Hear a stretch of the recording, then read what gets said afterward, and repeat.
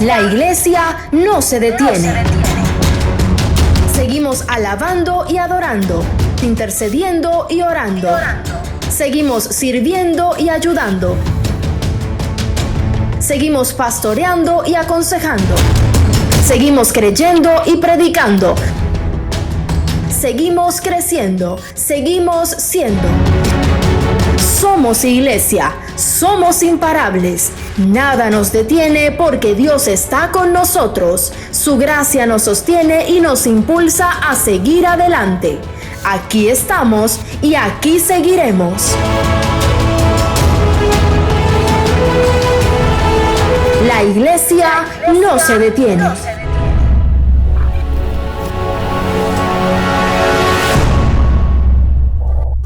Buenas noches, Dios te bendiga. Bienvenidos en esta hora a un encuentro con la palabra de Dios.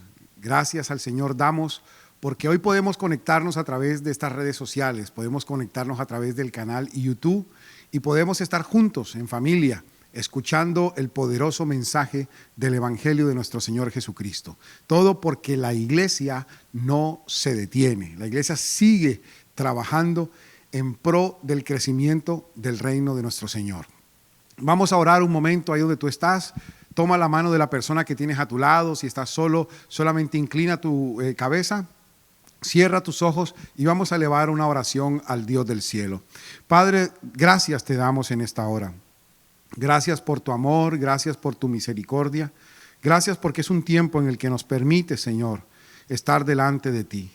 Gracias porque hoy nos podemos conectar a través de estas redes sociales, a través de este canal, Señor, y podemos estar juntos escuchando tu palabra y siendo ministrados por tu Espíritu Santo. Te bendecimos y te pedimos que tú te quedes con nosotros en este tiempo. En el nombre de Jesús, amén y amén. Bien, esta noche quiero hacer una reflexión bajo el título Portadores. Y quiero basarme en el texto que está en el libro de Éxodo, capítulo 25, versículo 10. Si tú me puedes acompañar ahí desde tu casa, en tu Biblia, en tu dispositivo electrónico, y puedes buscar el libro de Éxodo en el capítulo 25, versículo 10. Dice la palabra de Dios así: harán también un arca de madera de acacia, cuya longitud será de 2 codos y medio, su anchura de codo y medio y su altura de codo y medio. La palabra portadores es una palabra bastante recurrente, seria en estos días. En este tiempo está asociada con cosas negativas, pero cuando hablamos de Cristo, lo debemos asociar con su gracia, con su presencia.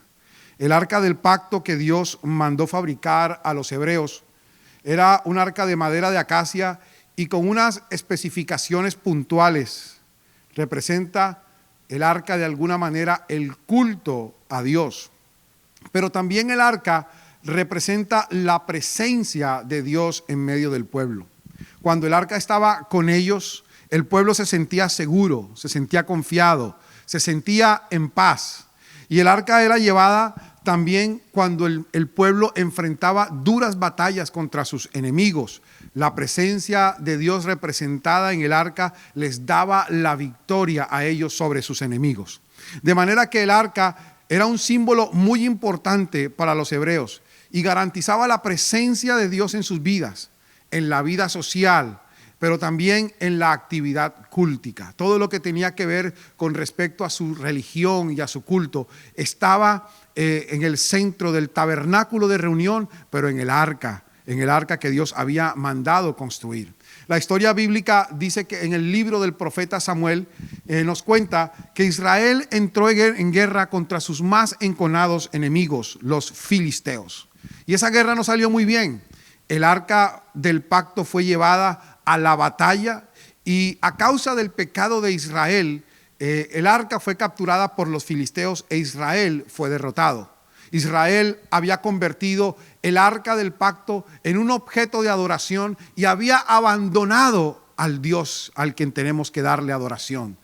Y a causa de eso, a causa de su idolatría, a causa de haberse separado de los mandamientos de Dios, cuando tuvieron que enfrentar una batalla contra los filisteos capturaron el arca. Dios permitió que el arca fuera capturada para enseñarle a los israelitas que la adoración no está colocada en un objeto que era un símbolo cultico, sino que estaba colocada o tenía que ser colocada en el dueño del objeto, que era nuestro Dios todopoderoso. De manera que el arca capturada por los filisteos produce un malestar y una sensación profunda en el pueblo de Israel. Ahora, la historia nos está diciendo que los filisteos sufrieron las consecuencias de tener el arca de Dios. Dios los castigó con una plaga de tumores que cobró la vida de gran cantidad de personas, de un gran número de personas. Y quiero reflexionar acerca de la presencia de Dios, de que somos portadores nosotros como sus hijos. Quiero reflexionar acerca de las implicaciones que esto tiene para nosotros, los hijos de Dios hoy día. Y quiero reflexionar acerca de la importancia que esto tiene para la vida de la iglesia. Comenzaré diciendo o aclarando dos cosas al respecto de este tema. Primero, decir que el arca del pacto fue diseñada para mostrar la gloria de Dios. La presencia de Dios está con nosotros para darle toda la gloria a Él y todo el reconocimiento al Dios de los cielos. En medio de una tremenda mortandad en el pueblo filisteo, porque capturaron el arca de Dios, ellos decidieron devolver el arca con ofrendas. Y estas fueron las palabras en 1 Samuel capítulo 6 versículo 5. Y dice: y daréis gloria al Dios de Israel, quizá aliviará su mano de sobre nosotros. Cuando los filisteos, un pueblo pagano, entendió que la gloria no era para sus dioses, que la gloria no era para los dioses diseñados con el palo, con la cera. No, la gloria le pertenecía al único y verdadero Dios. Y cuando entendieron que estaban siendo castigados por haber tomado el arca del pacto, tuvieron que devolverla con ofrendas. El darle la gloria a Dios implica la bendición para sus hijos, pero el robarle la gloria a Dios implica traer maldición a la vida de las personas. Lo segundo que quiero aclarar aquí es que la presencia de Dios siempre está con las personas correctas. El arca solamente debía ser transportada por los levitas. Primera de Samuel capítulo 6 versículo 15 dice: y los levitas bajaron el arca de Dios. Escúcheme en esta hora, Dios no habita con los pecadores. El Espíritu Santo solamente está con sus hijos. Tenemos que dejar eso claro. La presencia de Dios está con los hijos del Dios del cielo. El arca era un símbolo de culto, pero no solamente era un símbolo de culto, sino que también era una garantía de que Dios estaba con su pueblo. La presencia de Dios en medio de su pueblo, que en este caso estaba representada por el arca de Dios. Nuestro mundo, escúchame bien, ha sido golpeado. Estamos en un momento histórico de desconcierto, de angustia, de muerte. La muerte ha visitado la tierra. Cada ser humano hoy se pregunta: ¿qué será de nuestra vida? ¿Hacia dónde llevaremos el curso del universo? ¿Seremos capaces de salir adelante de esta tragedia que ha visitado la tierra? Pero es en estos momentos en los que usted y yo tenemos que tener la seguridad de quiénes somos, en quién hemos creído, de que nuestra vocación y predicación no es en vano, de que el Dios a quien nosotros conocemos, el Dios en quien hemos confiado, en quien hemos puesto toda nuestra fortaleza y nuestra confianza, es el Dios que puede sacarnos adelante. Es el Dios que hoy todavía tiene misericordia de un mundo que, a pesar de que está pasando por momentos difíciles, todavía tiene esperanza en la sangre de nuestro Señor Jesucristo. Debemos estar claros en que el Dios que nos llamó es el Dios que sustenta nuestra vida y nos cuida en medio de la desesperanza.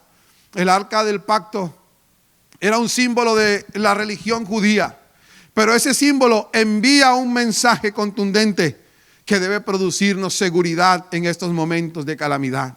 Cuando el pueblo de Israel miraba el arca, cuando el pueblo de Israel tenía el arca, cuando iba el arca delante del pueblo en medio de la batalla, Israel sabía, número uno, que eran portadores de su presencia. Una de las cosas que debemos tener claro es la presencia de Dios, que no habita en todo el mundo. La presencia de Dios es santa, pertenece a un pueblo santo y por lo tanto quienes se acercan a Él deben vivir en santidad. Los filisteos sufrieron esto en carne propia. Cuando secuestraron el arca, Dios les envió una plaga de tumores. Los propios israelitas sufrieron el juicio. La Biblia dice que se acercaron al arca para ver qué había dentro del arca y Dios los castigó con gran mortandad. Quien se acerca a Dios de manera genuina tiene que acercarse con un corazón limpio. Eso es lo que dice la Escritura. Este suceso, cuando los israelitas se acercaron al arca para mirar qué era lo que había dentro, generó un gran temor en el pueblo, pero también generó una pregunta seria, una pregunta que era lógica. En 1 Samuel capítulo 6 versículo 20, la Biblia dice: y los habitantes de Bet-Semes dijeron: el Señor es un Dios santo, ¿quién podrá presentarse ante Él? ¿Y a dónde podremos enviar el arca para que no se quede entre nosotros? Escúchame, es increíble que hay personas que no quieren la presencia de Dios en su vida. Los filisteos querían deshacerse del arca, porque claro, el arca no puede vivir en un mundo de pecado. No puede manifestarse la presencia de Dios en un mundo de pecado. La presencia de Dios no se puede manifestar en medio de personas que viven en pecado. Y estas personas decidieron deshacerse del arca. Y por eso preguntaron: ¿a dónde podremos enviar el arca? ¿Quién podrá presentarse delante del Dios del arca? La respuesta a esta pregunta la da el profeta Samuel. Dice que la presencia de Dios habita en corazones arrepentidos. Segunda de Samuel capítulo 7 versículo 3 dice: y habló Samuel a toda la casa de Israel diciendo: si de todo vuestro corazón os volvéis a Jehová, quitad los dioses ajenos y a Astarot de entre vosotros. Escúchame, esta es la oración de alguien que está exhortando a un pueblo, a todo el pueblo de Israel.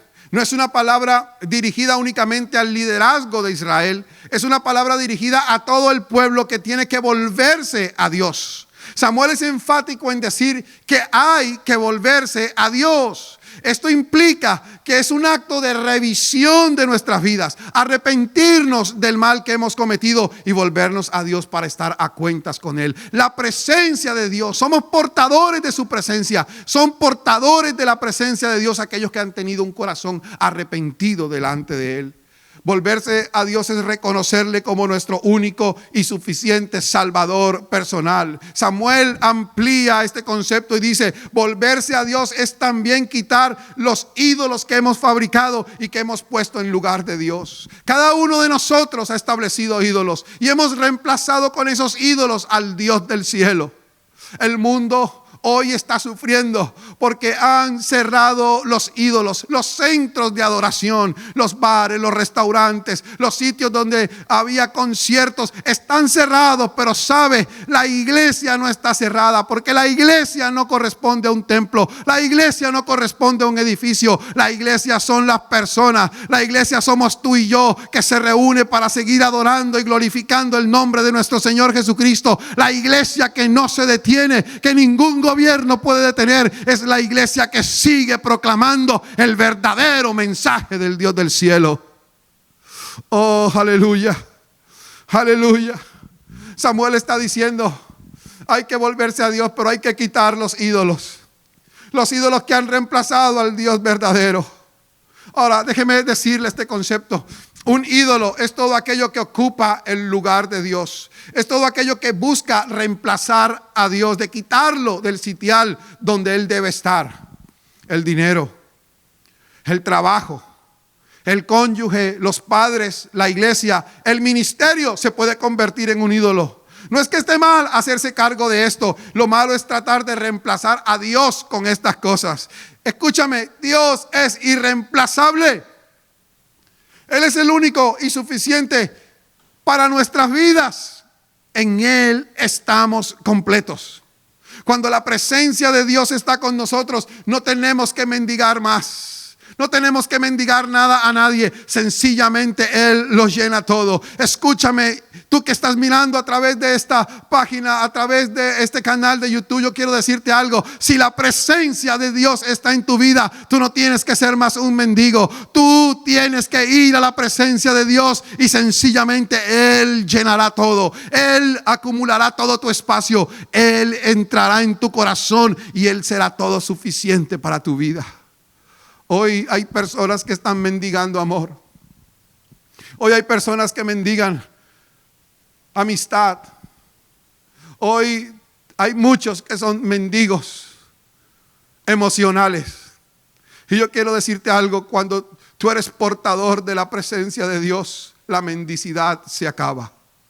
Ya tú no tienes que pedir amor. Ya tú no tendrás que mendigar amor ni amistad. Ahora simplemente vas a la presencia de Dios y Dios lo llenará todo en tu vida. La presencia de Dios traerá libertad a nuestras vidas. La presencia de Dios traerá libertad a los pueblos. La presencia de Dios traerá libertad a las naciones. Somos la iglesia portadores de la presencia de Dios. Es nuestro deber anunciarla al mundo entero. Dios hoy nos está llamando a revisar nuestras vidas. Dios hoy nos está llamando a revisar si hemos puesto ídolos en nuestra vida que han reemplazado a Dios y a quitarlos de en medio.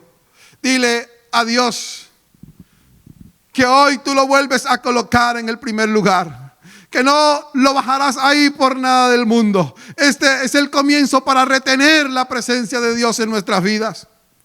La pregunta de los habitantes de Bet-Semes no es una pregunta retórica. No fue una pregunta folclórica, antes por el contrario, fue una pregunta seria. ¿Quién podrá presentarse delante de la presencia de Jehová, el Dios Santo? Y la respuesta a esta pregunta representaba la estabilidad de una nación. La respuesta a esta pregunta representaba el éxito o el fracaso del pueblo de Israel. Cuando tú te haces esta pregunta y la respondes de acuerdo a la palabra de Dios, con un corazón contrito y humillado, tú tienes garantizado la paz, la gracia, la misericordia, el favor de Dios sobre tu vida y sobre la vida de tu familia. El éxito verdadero, mis queridos, el éxito de un verdadero cristiano está determinado por la magnitud de la presencia de Dios en su vida, y eso se logra con una devoción genuina. El profeta Samuel le da un consejo al pueblo y le dicen: preparen su corazón. Somos portadores de la presencia de Dios, pero hay que preparar nuestros corazones. Primera de Samuel capítulo 7 versículo 3 dice: habló Samuel a toda la casa de Israel, diciendo: si de todo vuestro corazón os volvéis a Jehová, quitad los dioses ajenos y astarot de entre vosotros, y preparad vuestro corazón a Jehová. Preparad los corazones al Señor es sinónimo de santidad. La santidad tiene que ver con la consagración absoluta. Lo que Samuel está diciendo es: conságrense a Dios. La santidad tiene que ver con el sentido de exclusividad, del hecho de que nosotros somos exclusivos para Dios. El hecho, en el concepto hebreo, la exclusividad o la santidad traduce apartado del pecado y apartado para Dios. Samuel está enseñando a Israel que la única manera de tener y de vivir en la presencia de Dios es tener una vida de devoción exclusiva con el Dios del cielo. Dios nos ha comprado a precio de sangre. A Dios le costó nuestras vidas. Le costó la sangre de Jesucristo derramada en la cruz del Calvario. La salvación tuya y la salvación mía fue gratuita, pero a Dios le costó precio de sangre. Dios envió a su Hijo Jesucristo a salvarnos. Y este Jesús de Nazaret, que vino al mundo hace más de 2000 años, vino y caminó en esta tierra. Anduvo sin pecado, sanando y haciendo milagros. Pero este Jesús fue vituperado, muerto en la cruz del Calvario. Pero no se quedó ahí. La Biblia dice que resucitó al tercer día y hoy se encuentra a la diestra de Dios Padre. La obra sacrificial de Jesucristo en la cruz del Calvario es la garantía de la presencia de Dios en la vida de sus hijos. Aleluya. Es por eso que tenemos que entender que somos exclusivos para Él. Dios no comparte su gloria con nadie. Dios nos compró a precio de sangre. Dio su vida en la cruz, aleluya, para redimirnos, para darnos salvación eterna. Y eso nos hace exclusivos para Dios. Otra vez digo, recuerda que Dios no comparte su gloria con nadie, aleluya. Cuando Esdras llega a Jerusalén, después de un largo periodo en el exilio, el autor del libro hace una descripción hermosa de ese momento. Esdras capítulo 7, versículo 9 al 10 dice: porque el día primero del primer mes fue el principio de la partida de Babilonia. Estaban regresando a Jerusalén. Estaban regresando del exilio. Dice, y al primero del mes quinto llegó a Jerusalén. Escucha esto. Estando con él la buena mano de Dios. Porque Esdras había preparado su corazón para inquirir en la ley de Jehová y para cumplirla, y para enseñar en Israel sus estatutos y sus decretos. Qué impresionante que Dios les permite salir de Babilonia después de 70 años en el exilio y regresar nuevamente a su tierra, Jerusalén, para reconstruir los muros de la ciudad. Y cuando esto sucede, dice Esdras que llegó a Jerusalén y la buena mano de Dios estaba con él. Ahora la pregunta que debemos hacernos es: ¿por qué la buena mano de Dios estaba con Esdras y con todos los que estaban a su alrededor? Bien, la escritura dice, porque había preparado su corazón para inquirir en la ley de Jehová y para cumplirla y para enseñarla. En estos momentos de crisis, en estos momentos de pánico colectivo, en estos momentos de incertidumbre, la iglesia tiene que hacer tres cosas. Prepara tu corazón para el Señor, aleluya. Inquirir en la ley de Jehová, meditar en su ley, meditar en sus mandamientos. Y número 3, enseñar los mandamientos del Dios del cielo. Cuando hacemos eso, tenemos la seguridad, número 1, de que la presencia del Dios del cielo está en nuestras vidas. Y número 2, de que la buena mano de Dios estará con nosotros todos los días hasta el fin del mundo. Aleluya, gloria al Señor. Gloria al Dios del cielo, aleluya. Gloria a nuestro Dios, aleluya.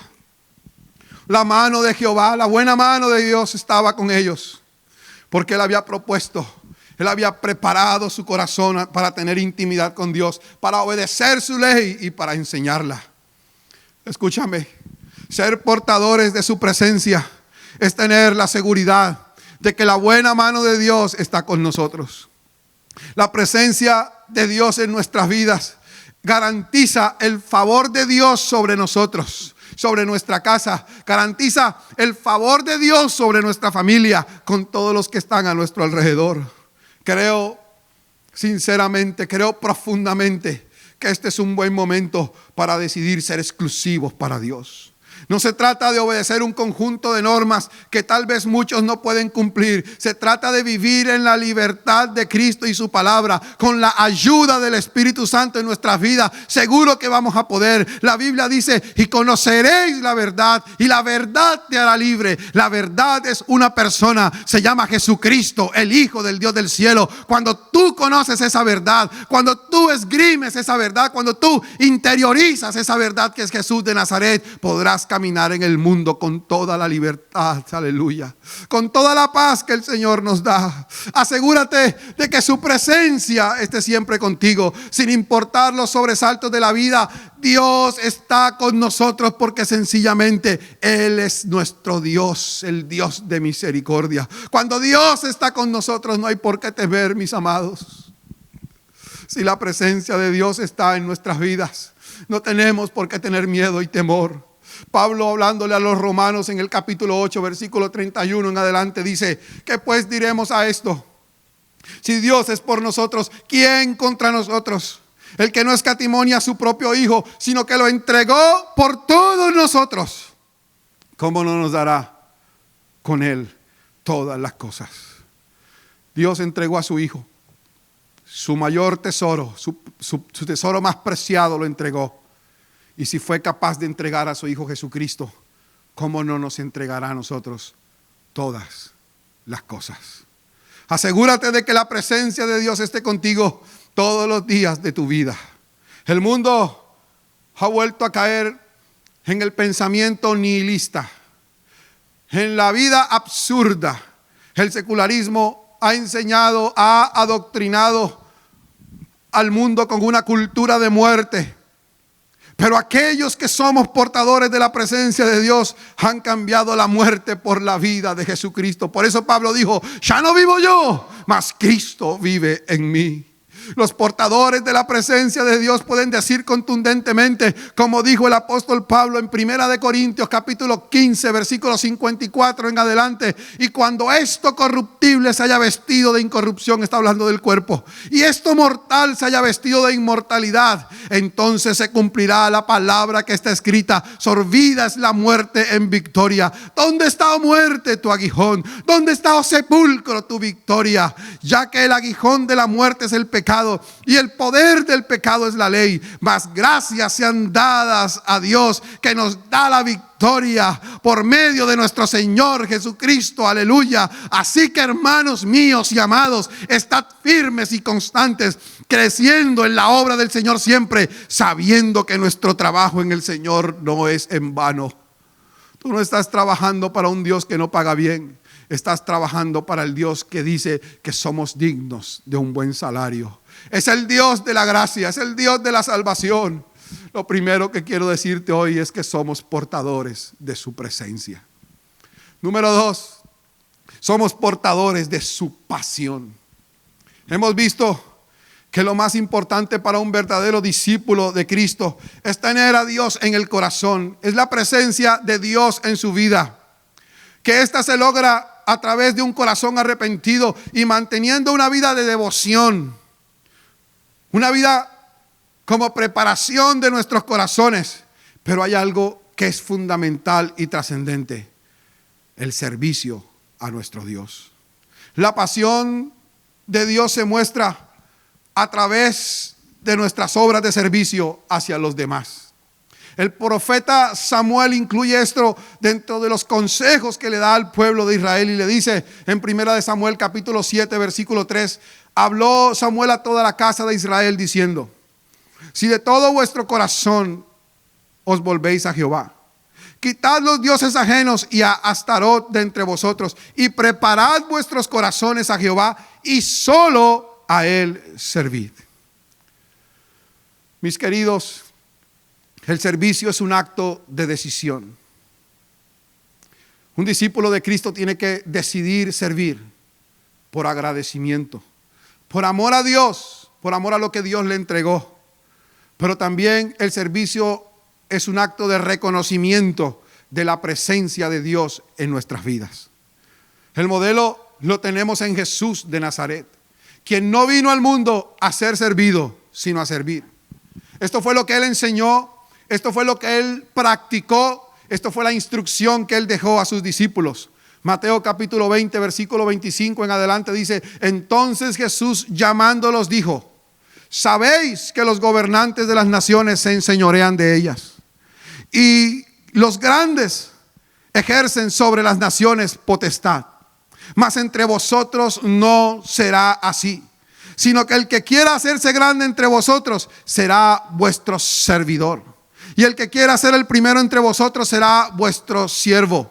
Como el Hijo del Hombre no vino para ser servido, sino para servir y para dar su vida en rescate por muchos. Jesús está utilizando una palabra fuerte en este texto. Está utilizando la palabra siervos o siervo. La palabra siervo en el griego es doulos, que significa esclavo. Lo que Jesús está diciendo es que la pasión, es que nosotros, su iglesia, somos portadores de su pasión, y la pasión se traduce en servicio, y el servicio lo está llevando al extremo. Está diciendo: tenemos que ser esclavos de nuestros semejantes. Ahora entiéndame, cuando hablamos de esclavos estamos hablando de servidores. Estamos hablando de anteponer los intereses del otro a nuestros intereses. Está hablando de obrar en beneficio de nuestro prójimo. Cuando vemos a las personas en esta ciudad y en el país saliendo a las calles, cuando en la ciudad de Barranquilla llueve intempestivamente y empieza a salir la gente a las calles, ¿sabe lo que está sucediendo? No se están amando unos a otros. Y no lo están haciendo porque no tenemos conciencia de lo que significa amar a nuestro prójimo. Cuando tú no amas a Dios, no amas a tu prójimo, no le sirves.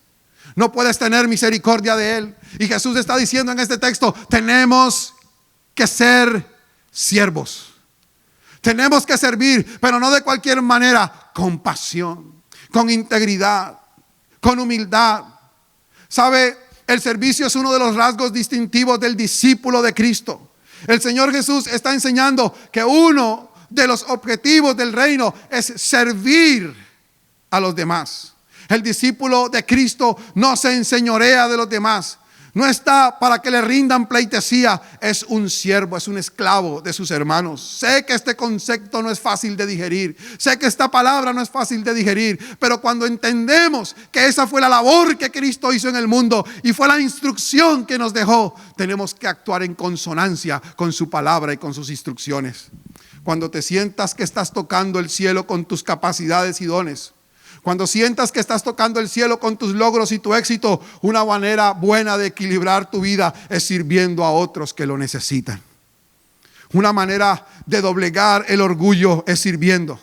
El servicio a Dios te pone en el sitio correcto y te hace permanecer en la presencia de Dios. Es un buen momento para servir con humildad, con una buena actitud, sin renegar. Oblígate a servir en silencio, dando gracias a Dios por lo que haces, no pensando en ti mismo, sino en los demás. Más cuando se trata de tu propia familia, te aseguro que obtendrás la recompensa de vida de parte del Dios del cielo. Una de las cosas buenas que puedo aprender en esta cuarentena es que Dios nos ha permitido cambiar nuestro estilo de vida.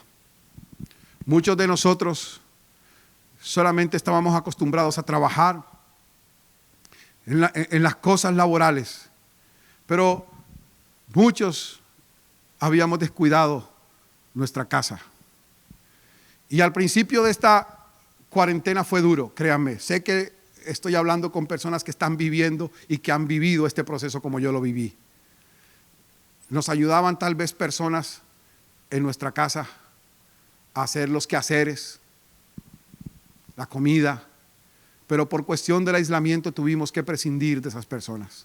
Y nos tocó empezar a nosotros mismos a adaptarnos a una nueva vida, a un nuevo régimen de vida. Muchos de nosotros no estábamos acostumbrados a lavar platos, a cocinar, ni sabíamos cocinar. Muchos de nosotros no sabíamos lavar ropa ni planchar, mucho menos hacer un aseo. Y sabe, sé que esto ha traído problemas al interior de las familias. He tenido que estar con personas a través del teléfono, de las redes sociales, que me han dicho, estoy pasando un mal rato con mi familia. ¿Por qué? Porque este aislamiento ha sacado las cosas buenas que nosotros tenemos, pero también ha sacado las deficiencias que manejamos. Pero yo puedo decirles algo, hoy es mi testimonio personal. Hoy sé cocinar. Hoy sé lavar platos. Hoy puedo planchar. Hoy puedo barrer, trapear. Hoy puedo hacer las cosas que antes no hacía. Hoy puedo servirle a mi esposa y a mis hijos de una manera genuina. Hoy puedo estar más comprometido con los quehaceres de la casa. ¿Sabe? Hoy puedo decir que soy más esclavo de ellos, más siervo de ellos que hace 4 meses cuando comenzó esta pandemia. ¿Sabe una cosa? Cuando entendemos que somos portadores de la pasión de Dios, del corazón de Dios para servir, lo hacemos con humildad, no quejándonos, no renegándonos. Muchas veces lo hice, muchas veces no quería hacerlo, pero me obligaba a hacerlo, porque delante de mí estaba una consigna: todo lo que hago, lo hago para la gloria del Dios del cielo, aleluya. Sirvamos a los demás, sabiendo que cuando lo hacemos estamos sirviendo a Dios mismo. Sirvamos a nuestro prójimo, no mirando la naturaleza del trabajo. Alguno puede decir, oh, yo que soy un gerente, yo que soy el dueño de una empresa, ¿cómo voy yo a lavar unos platos o a cocinar. Toda la vida me lo han hecho. Bien, ha llegado el momento de servir sin mirar la clase de trabajo, sin mirar la naturaleza de trabajo o la carga del servicio. Sirvamos mirando el rostro de Dios en el prójimo. Somos portadores de su pasión. Somos portadores de su corazón. Y la demostración de eso es nuestro servicio. El hacerlo para que el Señor sea glorificado en cada acto de servicio a los demás. Colosenses capítulo 3 versículo 23 dice: y todo lo que hagáis, hacedlo de corazón como para el Señor y no para los hombres, sabiendo que del Señor recibiréis la recompensa de la herencia, porque a Cristo el Señor servís. Hágalo de corazón, hágalo con humildad, hágalo en silencio y usted recibirá la recompensa del Dios. Sirva de corazón, sirva con pasión. Pero sabe, eso solamente se logra cuando tenemos claro que lo hacemos no para ser vistos por los hombres, sino para glorificar al Dios del cielo. Cuando sirves de esta manera, debes saber que hay una recompensa que no viene de los hombres, sino que viene de Dios. Somos portadores de su pasión. Y número 3, somos portadores de su bendición. La presencia de Dios es esencial en la vida de todo creyente.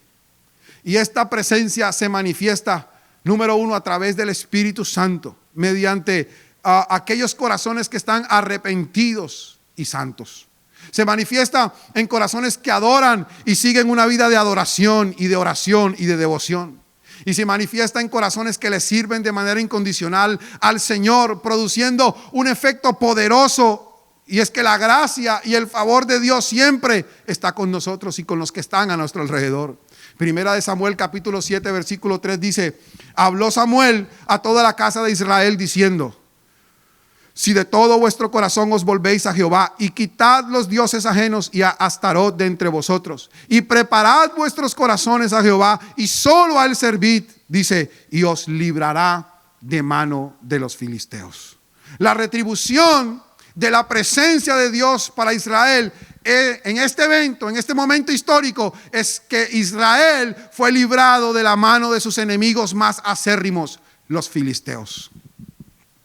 Yo lo quiero poner en estos términos: ser portadores de la presencia de Dios en nuestras vidas es ser portadores de su gracia, de su favor y de su bendición sobre nosotros. Los filisteos eran conocidos como un pueblo muy aguerrido. Era un pueblo de gran éxito militar.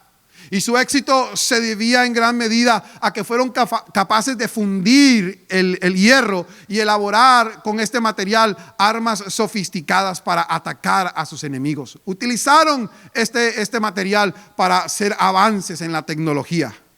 Un representante de los filisteos que todo el mundo conoce en la historia bíblica es Goliat, un gigante de 3,17 metros que fue derrotado por un hombre llamado David con una pequeña honda y una piedra. Israel, mis queridos, no se enfrentaba a cualquier enemigo. Los filisteos eran un pueblo fuerte y poderoso, sofisticado en tecnología y en armas. Pero Israel tenía el arma más poderosa, la presencia de Dios en la vida del pueblo. Cuando usted y yo somos portadores de la presencia de Dios, no hay diablo que pueda ponerse enfrente, no hay enfermedad que pueda ponerse delante de Dios. Los que somos portadores de la presencia de Dios, caminaremos por encima de la tormenta y de las aguas, llegaremos al otro lado, porque así lo ha prometido el Dios del cielo. Aleluya. Oh, aleluya. Somos portadores de la bendición de Dios. Usted es un hijo y una hija de Dios, bendecido por el Dios del cielo. Esta historia tiene un final feliz. Primera de Samuel capítulo 7 versículo 11 al 13 dice: y saliendo los hijos de Israel de Mizpa, siguieron a los filisteos, hiriéndolos hasta abajo de Bet-car. Tomó luego Samuel una piedra y la puso entre Mizpa y Sen, y le puso por nombre Ebenezer, diciendo: hasta aquí nos ayudó Jehová. Así fueron sometidos los filisteos y no volvieron más a entrar en territorio israelita. Cuando la presencia de Dios está con su pueblo, no hay enemigo más poderoso que se pueda poner de frente al Dios de la gloria. Así como los filisteos, mis queridos hermanos, escúchame. Así como los filisteos huyeron delante del pueblo de Israel, la mano poderosa de Dios estará con nosotros dándonos la victoria que necesitamos. No te desesperes, no te angusties, sigue confiando en Dios, sigue confiando en su palabra, sigue confiando que lo que Él prometió en su sagrada palabra se cumplirá por encima de la tormenta, por encima de cualquier cosa. Él es fiel y justo para cumplir lo que nos ha entregado a través de las promesas de su palabra. Quiero decirte, Dios siempre está con nosotros y tu historia tendrá un final feliz. Si nos aseguramos que su presencia está siempre en nuestras vidas, por más dura que parezca la batalla, Dios nos dará la victoria. Hoy es un buen día para soltar las amarras, para soltar todo el peso que no nos permite caminar. Hoy es un buen día para soltar todo aquello que no nos permite crecer y dejarlo en las manos del Dios del cielo. Hoy es un buen momento para decirle a Dios, tal como lo dijo Moisés, que tu presencia nos acompañe siempre. Y si no es así, no nos muevas de aquí. Hoy es el momento preciso para recordar que eres un portador de su presencia, para recordar que eres un portador de su pasión, para recordar que eres un portador de su bendición. Camina con Él, camina creyendo en la bondad de Dios, camina creyendo en su palabra, camina creyendo que somos portadores de su gracia y de su gloria. Y en cualquier momento Dios nos sorprenderá. Hoy es un buen momento para decirle al mundo, somos portadores de Dios en nuestras vidas. Oh Padre, gracias te damos. Gracias, Señor, porque tú has sido bueno con nosotros, porque has sido bueno y bueno en gran manera. Gracias, Señor, por tu palabra. Gracias porque somos portadores de ti, porque te llevamos en nuestro corazón, porque tú has estado y estás con nosotros todos los días hasta el fin del mundo. Esa es la promesa que tú nos has delegado. Hoy quiero bendecirte, Señor, y exaltarte, pero hoy quiero pedir por cada persona que nos ve a través de estas redes, cada persona que está conectada a través, Señor, de este canal de YouTube. Quiero pedirte por ellos, por sus familias. Quiero pedirte que tú, Señor, les toques ahora en el nombre de Cristo, que si hay enfermos con ellos puedan ser sanados, que tu buena mano esté con ellos para sanarlos, Señor de gloria. Hoy, Padre, quiero pedirte que tú te muevas en medio de tu iglesia. Que cese la mortandad, Señor de gloria. Que cese la pandemia. Hoy quiero pedirte que tu presencia nunca se aparte de nuestras vidas. En el nombre de Jesús. Amén y amén. Damos gracias a Dios por su amor, por su misericordia. Damos gracias a Dios por su infinita bondad, porque hasta el día de hoy Él no nos ha desamparado. Gracias por conectarte a través de este canal, a través de nuestras redes sociales. Y hoy quiero invitarte, a hacerte una invitación especial para que una vez se termine esta transmisión, tú puedas conectarte a través de Instagram, a través de Facebook Live, y puedas estar con nosotros en un momento de clamor, en un tiempo de clamor. Nuestros pastores Iván y Patricia van a estar dirigiendo este momento y van a estar clamando por nuestra vida, por la vida de este país, de Barranquilla, de nuestra sociedad, de nuestra iglesia. Únete a ese clamor, porque la iglesia no se detiene. Dios te bendiga y Dios te guarde. Gracias por conectarte con Dios y con nosotros. Estamos seguros que esta palabra producirá fruto en tu vida. Nuestro deseo es seguir en contacto contigo. Para esto, te invitamos a seguirnos en nuestras redes sociales y estar atento a cada una de nuestras publicaciones. Si necesitas consejería, puedes comunicarte con nosotros a través de estos números de celular. Estamos aquí para servirte. Nuestras cuentas bancarias están habilitadas para recibir tus donaciones, ofrendas y el pago de tus diezmos. Confiamos en un Dios que bendice a quien da con alegría. En breves minutos, nuestros pastores estarán orando por tus peticiones. Recuerda, la iglesia no se detiene.